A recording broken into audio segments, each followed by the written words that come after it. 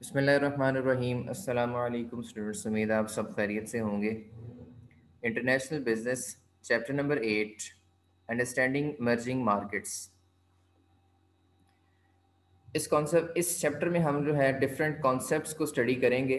ठीक है, डिफरेंट छोटे छोटे कॉन्सेप्ट्स हैं, डिटेल में हम नहीं जाएंगे। हम सरसरी से बेसिक कॉन्सेप्ट्स जो हैं इमर्जिंग मार्केट्स के हवाले से उनको स्टडी करेंगे।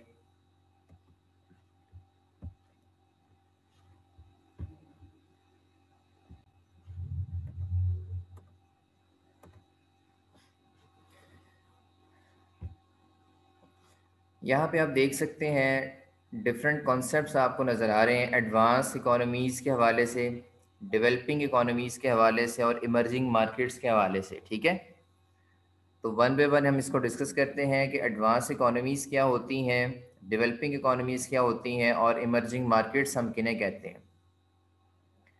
एडवांस इकोनॉमीज़ बेसिकली ऐसी इकोनॉमीज़ होती हैं जहाँ पे पर कैपिटा इनकम जो है बहुत ज़्यादा हाई होती है। ठीक है, जहाँ पे इंडस्ट्रीज़ जो हैं वो बहुत कंपेटिटिव होती हैं, जहाँ पे जो इंफ्रास्ट्रक्चर जो होता है, कमर्शियल इंफ्रास्ट्रक्चर जो होता है वो आपका वेल डेवलप्ड होता है। ठीक है, और ये दुनिया की रिचेस्ट जो है कंट्रीज़ कहलाती हैं। जैसे कि हम मिसाल के तौर पर कह सकते हैं ऑस्ट्रेलिया की बात कर सकते हैं, हम कनाडा की बात कर सकते हैं, हम जापान की बात कर सकते हैं, हम न्यूजीलैंड की बात कर सकते हैं, हम यूनाइटेड स्टेट्स की बात कर सकते हैं और यूरोप के बहुत सारे ऐसे कंट्रीज़ हैं जो कि एडवांस इकोनॉमीज़ में शुमार किए जाते हैं। ठीक है, तो आपने मेनली इसमें याद रखना है कि ऐसी कंट्रीज़ जो कि जिनका पर कैपिटा इनकम हमने लास्ट लेक्चर में डिस्कस किया था कि अगर एक कंट्री की तमाम सेक्टर से आने वाली जो इनकम है उसको एक्यूमुलेट कर लिया जाए, उसको इकट्ठा कर लिया जाए। ठीक है, उस सारी की सारी इनकम को टोटल पॉपुलेशन पे डिवाइड कर दें तो एक बंदे के हिस्से में जो इनकम आ रही है ना उसको हम पर कैपिटा इनकम कहते हैं। ठीक है, तो ये जो एडवांस इकोनॉमीज होती हैं पर कैपिटा इनकम के हवाले से जो है बहुत हाई होता है इनका पर कैपिटा इनकम। ठीक है, और इनकी जो इंडस्ट्रीज कंपेटिटिव होती हैं, उनका इंफ्रास्ट्रक्चर जो होता है, कमर्शियल इंफ्रास्ट्रक्चर, वो बहुत वेल डेवलप होता है। अब जब हम इंफ्रास्ट्रक्चर की बात करते हैं ना, तो इंफ्रास्ट्रक्चर में बहुत सारी चीज़ें आ जाती हैं। ठीक है, इंफ्रास्ट्रक्चर में आपका कम्युनिकेशन का निज़ाम भी आ जाता है, आपका ट्रांसपोर्टेशन का निज़ाम भी आ जाता है। ठीक है, आपका हेल्थ सेक्टर भी आ जाता है, आपका एजुकेशन सेक्टर भी आ जाता है। ठीक है, और आपके जो है इसके अलावा बहुत सारे सेक्टर्स जो हैं जो कि बुनियादी ज़रूरियात को पूरा करते हैं। ठीक है, तो ये वापडा की बात कर सकते हैं, मवासा की बात कर सकते हैं, तो ये सारे के सारे मिलकर ही इंफ्रास्ट्रक्चर को डेवलप कर रहे होते हैं। ठीक है, तो ये सारा ओवरऑल हम बात करेंगे इंफ्रास्ट्रक्चर जो है जिन इकोनॉमीज़ में बहुत ज़्यादा अच्छा होता है, वेल डेवलप होता है, वो एडवांस इकोनॉमीज़ कहलाती हैं। मिसाल मैं आपको दे चुका हूँ। नेक्स्ट कॉन्सेप्ट इसमें है डेवलपिंग इकोनॉमीज़ का। ठीक है, आपने दो कॉन्सेप्ट पहले स्टडी किए होंगे, डेवलप्ड इकोनॉमीज और डेवलपिंग इकोनॉमीज। जैसे कि हमने पढ़ा ना एडवांस इकोनॉमीज, इसको हम दूसरे लफ्ज़ों में डेवलप इकोनॉमी भी कह सकते हैं, यानी कि जो डेवलप हो चुकी है या जो तरक्की याफ्ता ममालिक हैं जिसे हम उर्दू में कहते हैं। और एक होते हैं जी आपके तरक्की पजीर ममालिक। ठीक है, या जिन्हें हम कह सकते हैं कि जो डेवलपिंग इकोनॉमीज है, जो अभी तरक्की की राह पर गामजन है, तरक्की नहीं की अभी उन्होंने, ऐसे कंट्रीज जहाँ पे जो पर कैपिटा इनकम है वो लो होती है, लो इनकम कंट्रीज। ठीक है, और जहाँ पे इंडस्ट्री जो है वो ज़्यादा कंपेटिटिव नहीं होती, लिमिटेड इंडस्ट्रीज होती हैं, सनतें भी लिमिटेड होती हैं, आपकी महदूद होती हैं, महबूद पैमाने पर। और ओवरऑल जो इकॉनमी है, ठीक है, वो स्टेगनेंट होती है, मतलब उसमें जो है इतनी ज़्यादा जो है वेल डेवलप सेक्टर्स नहीं होते, ना ही इंफ्रास्ट्रक्चर इतना वेल डेवलप होता है, जिसकी वजह से हम उसे जो है वो डेवलपिंग इकोनॉमीज कहते हैं। ठीक है, इसमें हम बात कर सकते हैं कि इसमें बहुत सारे कंट्रीज़ जो हैं मिल के वो अपना एक यूनियन बनाने की कोशिश करते हैं ताकि अपने आप को तरक्की की राह पर गामजन करें। ठीक है, ये मोस्टली जो डेवलपिंग इकोनॉमीज़ हैं वो अपनी एक यूनियन बनाती हैं ताकि यूनियन में शामिल होने के बाद वो तरक्की कर सकें, क्योंकि यूनियन में शामिल हुए बगैर वो इंडिविजुअली जो तरक्की नहीं कर पा रही होती, इसलिए वो सोचते हैं कि हम एक यूनियन बनाएं और यूनियन से सबको फ़ायदा हो। जैसे कि हमने पीछे पढ़ के आए कि नाफ्टा यूनियन पढ़ी हमने, हमने यूरोपियन यूनियन पढ़ी। उनका मकसद क्या था कि वो जो डेवलपिंग इकोनॉमीज़ थी, ठीक है, वो जब यूनियन का हिस्सा बनी तो यूनियन का हिस्सा बनने के बाद उनको खातिर खा फ़ायदा हुआ उससे। ठीक है, और वो तरक्की की राह पर गामजन हो गई और बहुत सारी इकोनॉमीज़ उसमें जो है एडवांस इकोनॉमीज़ की लिस्ट में शामिल हो गई। तो जो डेवलपिंग इकोनॉमीज़ हैं वो मोस्टली जो है यूनियंस का हिस्सा बनती हैं, ताकि अपने आप को जो है वो मज़ीद तरक्की की राह पर गामज़न कर सके, अपना जो इंडस्ट्री सेक्टर है उसको इम्प्रूव किया जा सके, अपना जो कमर्शियल इंफ्रास्ट्रक्चर है उसको इम्प्रूव किया जा सके, और अपनी जो ओवरऑल इनकम है और जो पर कैपिटा इनकम है उसको भी बढ़ाया जा सके। इसकी मिसाल के तौर पर हम कह सकते हैं जैसे कि एक लार्जेस्ट ग्रुप है कंट्रीज़ का, ठीक है, जिसमें बांग्लादेश जो है वो, निकारागुआ है या ज़ायर है, ये शामिल हैं, ठीक है। ये कि उन्होंने अपनी एक यूनियन बनाई हुई है इन कंट्रीज़ ने मिलके। उसके बाद हम बात करते हैं जी इमर्जिंग मार्केट्स की। इमर्जिंग मार्केट से मुराद क्या है? जहाँ पे डिफरेंट मार्केट्स जो होती हैं वो आपस में मिल के काम कर रही होती हैं, ठीक है। डेवलपिंग इकोनॉमीज़ की ही हम बात करेंगे, डेवलपिंग इकोनॉमीज़ को ही आगे लेके चलेंगे, ठीक है, जो कि सब्सटेंशियल जो एक स्टैंडर्ड मेंटेन कर चुकी होती हैं, इंडस्ट्रियलाइजेशन को अचीव कर चुकी होती हैं, अचीव सब्सटेंशियल इंडस्ट्रियलाइजेशन, और मॉडर्नाइजेशन को भी अचीव कर चुकी होती हैं और रैपिड ग्रोथ कर रही होती हैं, ठीक है। तो ये डेवलपिंग इकोनॉमीज़ को ही लेके चलेंगे हम। डेवलपिंग इकोनॉमीज़ जो है वही मिलके जो है दूसरे कंट्रीज़ के साथ जो है वो तावन करती हैं, कोऑपरेशन करती हैं, अपनी मार्केट्स को दूसरे कंट्रीज़ की मार्केट के साथ मर्ज करती हैं, और अपना जो मार्केट साइज़ है उसको जो है इंक्रीज़ करती हैं, ठीक है। इनको हम इमर्जिंग मार्केट्स कहते हैं, ठीक है। फॉर एग्ज़ाम्पल जैसे कि हम यूरोपियन यूनियन की ही बात कर सकते हैं, हम नाफ्टा की बात कर सकते हैं, ठीक है।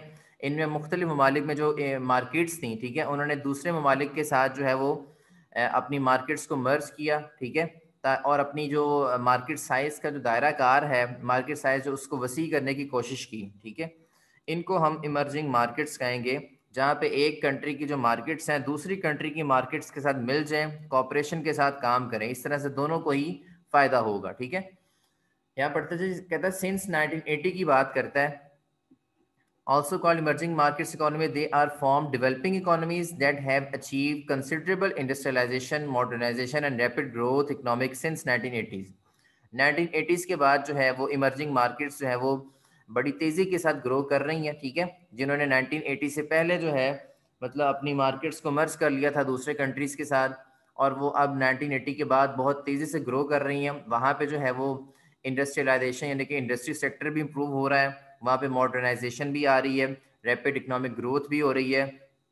और बात करते हैं जी some 35 countries are considered emerging markets and are found mainly in Asia. वो 35 मुल्कों की बात कर रहा है कि दुनिया में जो है वो 35 ममालिक ऐसे हैं जो कि इमर्जिंग मार्केट्स कहलाते हैं, ठीक है। यानी कि उन्होंने अपनी मार्केट्स को दूसरे कंट्री की मार्केट्स के साथ मर्ज किया हुआ है, ठीक है। तो 35 countries are considered emerging markets, और वो कहाँ कहाँ पाए जाते हैं? वो एशिया में भी हैं, वो लैटिन अमेरिका में भी हैं, वो ईस्टर्न यूरोप में भी हैं, ठीक है। और इसमें हम बड़े बड़े जो मतलब ममालिक हैं उनकी बात करेंगे, जैसे कि ब्राज़ील है, ठीक है, वो भी इमर्जिंग मार्केट्स है। रशिया इमर्जिंग मार्केट है, इंडिया इमर्जिंग मार्केट है, चाइना जो है इमर्जिंग मार्केट है। इन कंट्रीज़ ने ना अपनी मार्केट्स को दूसरे कंट्रीज़ की मार्केट के साथ मर्ज किया हुआ है, ठीक है, और अपनी जो मार्केट का दायरा कार है उसको वसी किया हुआ है, ठीक है। ये जो बड़े बड़े कंट्रीज़ हैं ना इमर्जिंग मार्केट्स में, इनका एक एब्रीविएशन भी है जिसे हम ब्रिक कहते हैं, ठीक है। तो ये ब्रिक आपने याद रखना है। ब्रिक से बनता क्या है? Brazil, Russia, India and China, ठीक है। इमर्जिंग मार्केट्स के हवाले से ये ब्रिक जो है आपने इसको जहन में रखना है। ये वो बड़े बड़े कंट्रीज़ हैं जो कि इमर्जिंग मार्केट्स में फॉल करते हैं, ठीक है। और भी कंट्रीज़ हैं, 35 ऑलमोस्ट कंट्रीज़, बल्कि अब तो इससे भी ज़्यादा हो चुके हैं। तो ये पुराना स्टेटस है उसका। तो 35 से भी ज़्यादा कंट्रीज़ हैं जो कि इमर्जिंग मार्केट्स में शुमार किए जाते हैं, और डिफरेंट वो कॉन्टिनेंट से हैं, एशिया से भी हैं, लैटिन अमेरिका से भी हैं और ईस्टर्न यूरोप से भी हैं। इनका मकसद बेसिकली क्या है? अपने जो इंडस्ट्री सेक्टर को इम्प्रूव करना, अपना जो है इनकम को बढ़ाना, मॉडर्नाइजेशन लेके आना, ठीक है, और रैपिड इकोनॉमिक ग्रोथ होना, ये इनका बेसिकली मकसद है। नेक्स्ट कॉन्सेप्ट हमारा इसमें आता है जी ट्रांजिशन इकोनॉमीज़ का, ठीक है। ट्रांजिशन इकोनॉमीज़ बेसिकली क्या होती हैं? ये बेसिकली इमर्जिंग मार्केट्स हैं that have evolved from centrally planned economies to liberalise markets. हम इसमें बात कर सकते हैं चाइना की बात कर सकते हैं, ठीक है, हम इसमें रशिया की बात कर सकते हैं, हम सेवरल ईस्टर्न यूरोप कंट्रीज़ की बात कर सकते हैं। ये बेसिकली ट्रांजिशन इकोनॉमीज़ हैं क्योंकि इन्होंने सेंट्रली प्लान्ड इकोनॉमीज़ से, ठीक है, अपने आप को जो है लिबरलाइज मार्केट्स की तरफ जो है मूव कर लिया है, ठीक है। मतलब फ्री मार्केट्स हो गई हैं यहाँ पर, मतलब इजीली आप जो है ट्रेडिंग कर सकते हैं, ठीक है, इजीली यहाँ पे अपनी चीज़ों को ट्रेड कर सकते हैं, एक्सपोर्ट इंपोर्ट हो सकती है, ठीक है। इन्होंने अपनी मार्केट्स को फ्री कर दिया, ठीक है। अब ये सिर्फ जो है अपने हवाले से नहीं सोचते, मतलब कि ओवरऑल जो है जिस सिस्टम का ये हिस्सा है उस पूरे सिस्टम के हवाले से पॉलिसीज़ बनाते हैं, पूरे सिस्टम के हवाले से सोचते हैं, ठीक है।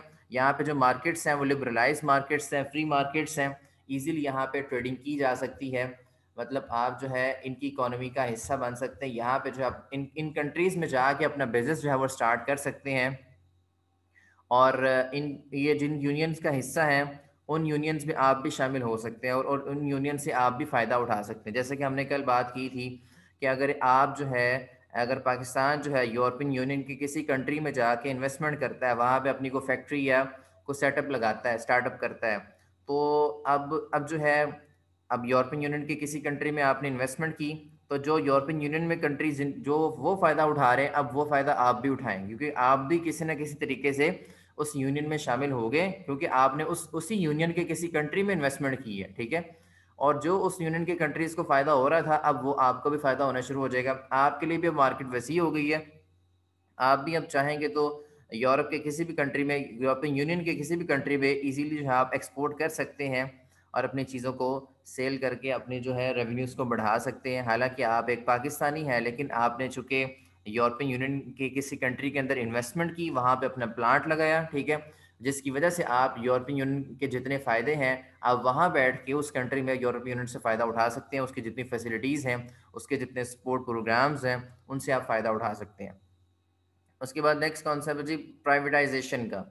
प्राइवेटाइजेशन से मुराद क्या है कि एक आपकी फर्म की बात कर लें, ठीक है, या एक इंडस्ट्री की बात कर लें, कंपनी की बात कर लें, जो कि पहले गवर्नमेंट के कंट्रोल में हो, ठीक है, और बाद में वो प्राइवेटाइज हो जाए, उसको हम कहते हैं, इस कॉन्सेप्ट को हम कहते हैं प्राइवेटाइजेशन, ठीक है। दो कॉन्सेप्ट बेसिकली होते हैं, एक नेशनलाइजेशन का होता है और एक आपका प्राइवेटाइजेशन का होता है। मैं भुट्टो के दौर की बात करूंगा, जुल्फ़िकार अली भुट्टो के दौर में ये नेशनलाइजेशन की गई थी, ठीक है। बैंकों की नेशनलाइजेशन की गई थी, जैसे हबीब बैंक इसमें हम शुमार करते हैं, हबीब बैंक जो है उसकी नेशनलाइजेशन की गई थी, ठीक है। तो ये गालिबन 1970 to 80 के दौर की बात है, इसके दरमियान की बात है, ये जब नेशनलाइजेशन की गई थी। नेशनलाइजेशन क्या होता है जी, कि प्राइवेट कंपनी को, प्राइवेट फर्म को जो है गवर्नमेंट अपने कंट्रोल में ले रहे, इसको हम नेशनलाइजेशन कहते हैं। और अगर ऑलरेडी, जैसे कि हम पाकिस्तान स्टील मिल की बात कर सकते हैं, जैसे कि हम पीआईए की बात कर सकते हैं, ठीक है, इसको प्राइवेटाइज करने की बातें आप लोगों ने सुनी होगी, ठीक है। तो अगर गवर्नमेंट के कंट्रोल में कोई ऑलरेडी एक फर्म है या एक कंपनी है, उसको प्राइवेट हाथों में दे देना, ठीक है, इसको हम प्राइवेटाइजेशन कहते हैं। और प्राइवेट हाथों से अगर कोई कंपनी गवर्नमेंट के कंट्रोल में चली जाए, इसको हम नेशनलाइजेशन कहेंगे। दो डिफरेंट कॉन्सेप्ट आपके। उसके बाद नेक्स्ट हमारा कॉन्सेप्ट है जी आउटसोर्सिंग का, ठीक है। आउटसोर्सिंग से मुराद क्या होता है जी, आउटसोर्सिंग बंदा कब करता है, मैं आपको सिंपल मिसाल देता हूँ आपको, फिर हम इस डेफिनेशन के ऊपर आते हैं। पहले हम एग्जांपल को स्टडी करते हैं। फॉर एग्जांपल आपकी एक कंपनी है, ठीक है, तो आपको वहाँ पे लेबर की ज़रूरत है, ठीक है, आपको वहाँ पे जो है एम्प्लॉयज़ की ज़रूरत है, अकाउंट ऑफिसर की ज़रूरत भी है, आपको परचेज डिपार्टमेंट भी बनाना है, सेल डिपार्टमेंट भी बनाना है, प्रोडक्शन डिपार्टमेंट भी बनाना है, एचआर डिपार्टमेंट भी बनाना है, अकाउंट्स का, टैक्सेशन का, रिसीवेबल का, पेबल्स का, फाइनेंस का, ठीक है। आपको इंजीनियरिंग डिपार्टमेंट्स, जो मतलब डिफरेंट डिपार्टमेंट्स आपको बनाने, वहाँ पे आपको एम्प्लॉयज़ की ज़रूरत है, ठीक है। अब आप एम्प्लॉयज़ हायर करेंगे, वहाँ पे उनको सैलरीज देंगे। एक तो ये तरीकाकार है। दूसरा तरीकाकार क्या होता है कि आप जो है किसी थर्ड पार्टी कॉन्ट्रैक्टर से कहें, जी भाई मुझे इतने बंदे चाहिए, तो आप लोग मुझे हायर करके दें मिनिमम कॉस्ट के ऊपर, ठीक है। तो बहुत सारी ऐसी एजेंसीज हैं, जैसे कि डिफरेंट जॉब बैंक्स हैं, ठीक है, जो जिनके पास बहुत सारी सीवीज आती हैं और बहुत सारे उनके पास कैंडिडेट सूटेबल होते हैं, वो जब चाहें किसी को भी रेफ़र कर सकते हैं। तो ऐसी जो थर्ड पार्टीज होती हैं, वो भी कंपनीज को जो है वो एम्प्लॉयज़ वगैरह प्रोवाइड कर देती हैं, ठीक है। तो या तो कंपनी जो है वो आउटसोर्सिंग कर ले किसी थर्ड पार्टी के साथ, कॉन्ट्रैक्टर के साथ, ठीक है, या फिर जो है कंपनी वन बाय वन अपने एम्प्लॉयज़ को हायर करे, ठीक है। तो आउटसोर्सिंग से मुराद क्या है कि बाहर से आप कोई चीज़ ले लें, ठीक है, तो और उसके ज़िम्मे आप काम लगा दें कि वो आपको जो है काम पूरा करके देगा। फॉर एग्जांपल, जैसे कि हम ये बात करते हैं, गोल्ड लीफ कंपनी की बात करते हैं। अब फैसलाबाद में आपने अगर देखा हो कि ये स्टेट बैंक की बिल्डिंग जहाँ पे है, इसके बैक साइड पे गोल्डी का ऑफिस भी है। अब ये थर्ड पार्टी कॉन्ट्रैक्टर है, अब ये असल गोल्ड लीफ कंपनी यहाँ पे नहीं है, ठीक है। ये बेसिकली आगे उन्होंने एक कॉन्ट्रैक्ट दिया हुआ है थर्ड पार्टी को, और थर्ड पार्टी ने अपने बंदे यहाँ पे हायर करके जो है वो मतलब काम चलाया हुआ, ठीक है। इस तरह से ये बेसिकली उन्होंने आउटसोर्सिंग की हुई है गोल्ड लीफ वालों ने। और दूसरा हम बात एक और एग्जांपल लेते हैं, हम नेस्ले की बात कर सकते, बल्कि यूनिलीवर की बात कर सकते हैं। यूनिलीवर जो असल कंपनी है, जो उसके मालिकान है, वो भी फैसलाबाद में नहीं बैठे हैं, ठीक है, बाहर की कंपनी है। अब फैसलाबाद में डिफरेंट डिस्ट्रीब्यूटर्स हैं, थर्ड पार्टीज़ हैं, उन्होंने मतलब उनको आगे जो है वो एरिया प्रोवाइड किया हुआ है कि आपने जो है इस एरिया को कवर अप करना है। अब जो थर्ड पार्टी जो है जिसने यूनिलीवर का नाम या फ्रेंचाइज ली हुई है, वो वहाँ पे अपने बंदे हायर करेंगे, और अपने बंदे हायर करके जो है उस एरिया को कवर अप करने की कोशिश करेंगे, ठीक है। तो या तो आप अपने बंदे लगा के काम करवाएं, ठीक है, या तो फिर आप आउटसोर्सिंग कर लें, ठीक है। होपफुली आपको कॉन्सेप्ट समझ आ गया होगा। अब इस डेफिनेशन के ऊपर आते हैं। हम यहाँ पे बात कर रहे हैं इमर्जिंग मार्केट्स की, ठीक है। इमर्जिंग मार्केट्स में हम बहुत सारी ऐसी चीज़ें हैं जो हमें एक दूसरे के साथ शेयर करनी पड़ती हैं, ठीक है। जैसे कि हम लेबर की बात कर सकते हैं, जैसे कि हम टेक्नोलॉजी की बात कर सकते हैं, जैसे कि हम कैपिटल फ्लो की बात कर सकते हैं, ठीक है। The procurement of selected value chain, the procurement of selected value chain activities including production of intermediate goods और finish products from independent supplier.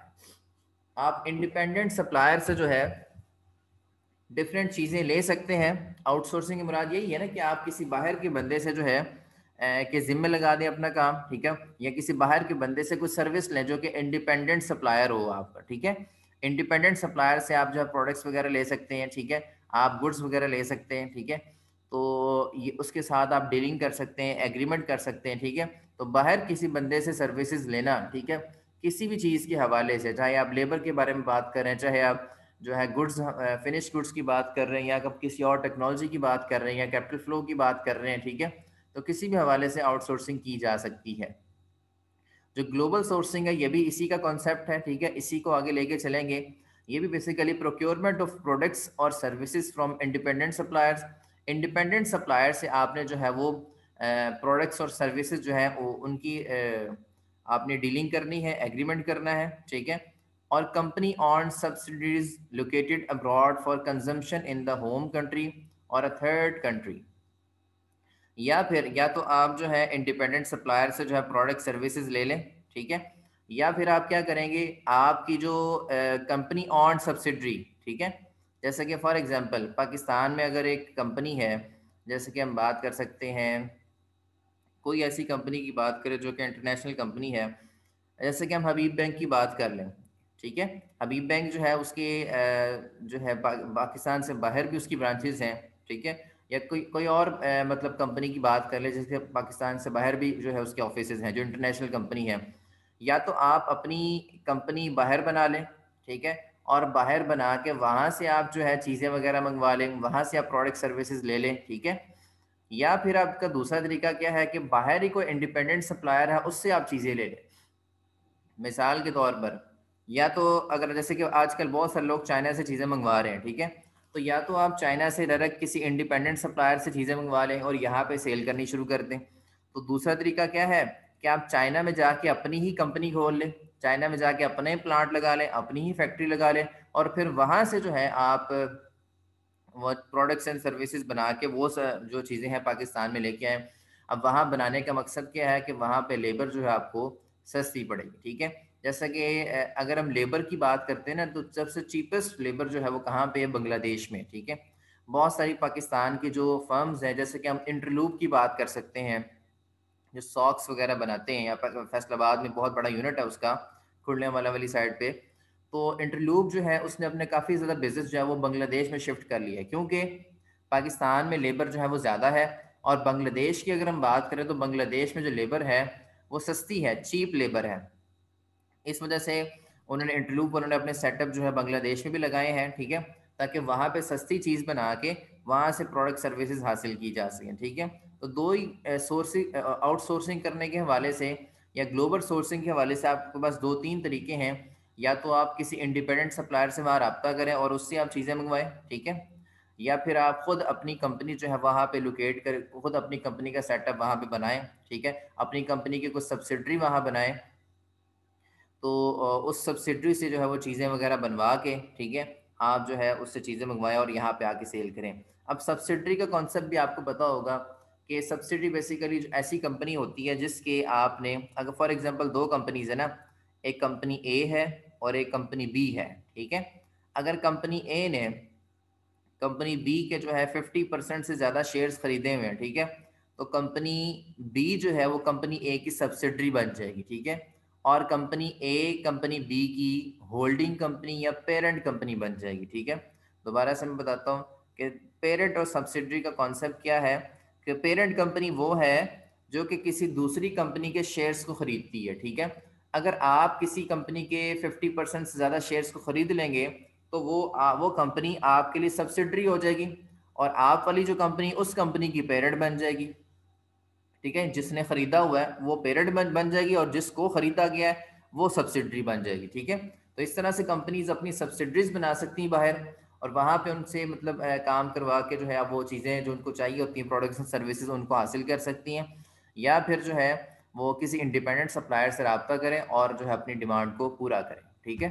तो किसी भी तरीके से ये किया जा सकता है। उसके बाद नेक्स्ट कॉन्सेप्ट आता है आपका परचेजिंग पावर पैरिटी, ठीक है। ये बहुत इंपॉर्टेंट कॉन्सेप्ट है परचेजिंग पावर पैरिटी का, इसको तवज्जो से समझने की कोशिश कीजिएगा। परचेजिंग पावर पैरिटी, पैरिटी से मुराद होता है फ़र्क, ठीक है। अब यहाँ पे हम किस फ़र्क की बात कर रहे हैं उसको स्टडी करेंगे। परचेजिंग पावर का जो फ़र्क है, परचेजिंग पावर जो पैरिटी है उसको पीपीपी कहते हैं हम।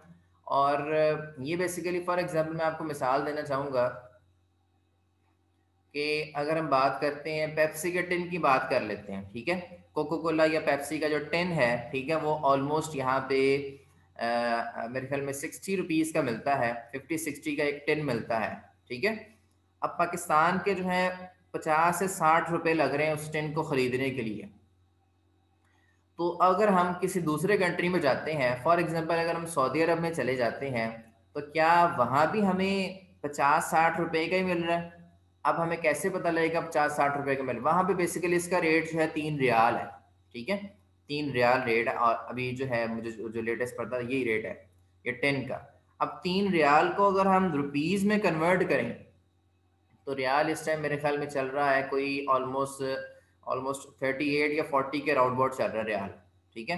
अगर 3 रियाल की बात करें हम तो 120 रुपये तकरीबन, या 110 भी आप लगा लें, ठीक है। तो 110 रुपये कहीं जाके बनते हैं आपके, लेकिन हम अगर पाकिस्तान में उसी टिन को खरीद रहे हैं तो वो टिन हमें 50-60 रुपए का मिल रहा है, ठीक है। यानी कि उसी टिन को अगर हम पाकिस्तान में खरीदें तो हमारे 50-60 रुपए लगते हैं, लेकिन उसी टिन को अगर हम सऊदी अरब में जाके खरीदें तो हमारे लगते हैं 110 रुपए, ठीक है। मिसाल और ले लेते हैं, हम यहाँ पे हम डॉलर्स में बात कर, हम अमेरिका में जाके बात कर लेते हैं। अमेरिका में जाके वो चीज़ $1 की मिल रही है, ठीक है। तो $1 की, फॉर एग्जांपल $1 की मिल रहा है वो टिन। तो अगर हम पाकिस्तान में बात करेंगे, पाकिस्तान में हमें वो जो है वो 50-60 रुपए का मिल रहा था, लेकिन अगर अमेरिका में गए हैं वहाँ पे वही टिन हमें $1 का मिल रहा है और $1 160 रुपीज़ का है। तो अब कितना फ़र्क पड़ गया कि पाकिस्तान में वो चीज़ जो है वो 50-60 की है, और अगर हम बाहर बाहर जाएंगे तो वो हमें डॉलर के मुकाबले में कन्वर्ट करने के बाद 160 रुपए की पड़ रही है। तो this is the concept of purchasing power parity, कि आप इधर जो है वो चीज़ कितने में खरीद रहे हैं और बाहर जो है वो आप चीज़ जो है वो कितने में आपको पड़ रही है, आया कि जो पैरिटी एग्जिस्ट कर रही है या नहीं कर रही, ठीक है। जब हम इंटरनेशनल बिजनेस कर रहे होते हैं तो ये पैरिटी का कॉन्सेप्ट बहुत आ जाता है। बाज़ औक़ात पैरिटी कहीं एग्जिस्ट कर रही होती है, मोस्टली कर रही होती है, बाज़ औक़ात पैरिटी एग्जिस्ट नहीं कर रही होती। बाज़ औक़ात ऐसा भी हो जाता है कि आपको पाकिस्तान में वो चीज़ सस्ती मिल रही होती है और बाहर महंगी मिल रही होती, ठीक है, वही सेम चीज़। और अगर बाज़ औक़ात ऐसा भी होता है कि पाकिस्तान में चीज़ वो महंगी होती है और बाहर सस्ती होती है, जैसे कि हम बात कर सकते हैं चाइना की, बात कर सकते हैं। अब चाइना जो है एक पाकिस्तान डिपेंडेंट हो चुका है चाइना के ऊपर काफ़ी हद तक, क्योंकि बहुत सारे लोग चाइना से इम्पोर्ट करते हैं, आप माल मंगवाते हैं अपना। इससे हमारी जो है ना जो लोकल मार्केट्स हैं उसको बहुत नुकसान हुआ है, हमारे जो लोकल मैन्युफैक्चरर्स हैं उनको बहुत नुकसान हुआ, उनकी जो प्रोडक्ट्स हैं वो नहीं बिकती उस तरह से, क्योंकि जितनी पाकिस्तान में महंगी चीज़ बनती है उससे ज़्यादा सस्ती जो है वो चाइना में मिल जाती है। इसलिए लोग पाकिस्तान से चीज़ ख़रीदना को प्रेफर नहीं करते, बल्कि वो चाइना से मंगवाने को प्रेफर ज़्यादा करते हैं। तो ये परचेजिंग पावर पैरिटी का कॉन्सेप्ट है कि लोग पाकिस्तान से नहीं खरीदते, पाकिस्तान से वो चीज़ महंगी मिल रही है लेकिन अगर वो चाइना से खरीदेंगे तो वही चीज़ जो है वो सस्ती उनको मिल रही है। जैसे कि मतलब कपड़े टेक्सटाइल सेक्टर की बात कर लें, टेक्सटाइल सेक्टर की अगर हम जीन्स की बात करें तो जीन्स जो है पाकिस्तान में आपको महंगी मिल रही है, ठीक है, लेकिन अगर वही जीन आप चाइना से लेने जाएं तो चाइना वही जीन्स आपको सस्ती देता है। कॉटन की बात कर लें, कॉटन शर्ट्स की बात कर लें, हम अपने ट्राउज़र किट्स की बात करें, टेक्सटाइल सेक्टर की बात करें तो पाकिस्तान में महंगा है, लेकिन वही अगर हम चाइना की बात करें वहाँ पे सस्ता है, ठीक है। तो मैं एक मिसाल दे रहा हूँ कि फ़र्ज़ करें ऐसा है, तो ये बेसिकली जो है वो परचेजिंग पावर पैरिटी वाला कॉन्सेप्ट है कि आपको एक जगह पे जो चीज़ मिल रही है वो क्या वही चीज़ दूसरी जगह पे उतने की ही मिल रही है आपको। अगर नहीं मिल रही तो इसका मतलब देयर इज अ पैरिटी, ठीक है, पैरिटी एग्जिस्ट कर रही है, फर्क एग्जिस्ट कर रहा है परचेजिंग पावर का, ठीक है। होपफुली आपको ये कॉन्सेप्ट जो है वो समझ आ गया होगा परचेजिंग पावर पैरिटी का। उसके बाद एक नेक्स्ट कॉन्सेप्ट है टेंडर्स का, ठीक है। टेंडर्स भी आपने सुना होगा, अक्सर गवर्नमेंट की तरफ से टेंडर्स आते हैं, ठीक है, प्राइवेट कॉन्ट्रैक्टर्स को, ठीक है। टेंडर बेसिकली एक ऑफर होती है, ठीक है, फॉर्मल ऑफर होती है बायर की तरफ से, ठीक है, to make to purchase certain products और सर्विसेज, इसको हम टेंडर कहते हैं। फॉर एग्जांपल मैं मिसाल देना चाहूँगा आपको कि एक कंपनी है, ठीक है, जो मतलब अपनी प्लांट जहाँ उसने लगाया वहाँ पे वो मतलब 500 एसी लगवाना चाहते हैं, ठीक है। एक कंपनी है, न्यूली ओपन कंपनी है, वो अपने प्लांट पे 500 रेफ्रिजरेटर्स यानी कि 500 एसी लगवाना चाहते हैं। वो अखबार में इश्तिहार देते हैं, टेंडर दे देते हैं कि कौन है जो हमें 500 एसी देगा और कम से कम प्राइस में देगा, ठीक है। अब मार्केट में बहुत सारे सप्लायर्स होते हैं, वो उनसे रब्ता करता है कि भाई हम आपको 500 एसी इतने में लगा के देंगे, वो कोई कहता है हम इतने में लगा के देंगे। तो बेसिकली जो एक फॉर्मल ऑफर होती है बायर की तरफ से कि हम इतना वो ऐड दे देते हैं अखबार में। अखबारों में भी आप अपने अक्सर टेंडर्स देखे होंगे कि डिफरेंट कंपनीज कहती है हमने इतनी चीज़ बाय करनी इकट्ठी, ठीक है, तो कौन है जो हमें इतनी चीज़ जो है वो इकट्ठी दे सकता है सस्ते में, तो इसको बेसिकली हम टेंडर कहते हैं, ठीक है, जो फॉर्मल ऑफर होती है बायर की तरफ से। तो that's all about this chapter. इसमें हमने डिफरेंट कॉन्सेप्ट को स्टडी किया और ये चैप्टर जो है थ्योरेटिकली जो इतना डीप जाने की ज़रूरत नहीं, इतना इंपॉर्टेंट भी नहीं, ठीक है। डिफरेंट कॉन्सेप्ट हमने पढ़े उनको आप बस जहन में रखें। अगर इसमें कोई क्वेश्चन है तो आप लोग डिस्कस कर सकते हैं। Thank you very much.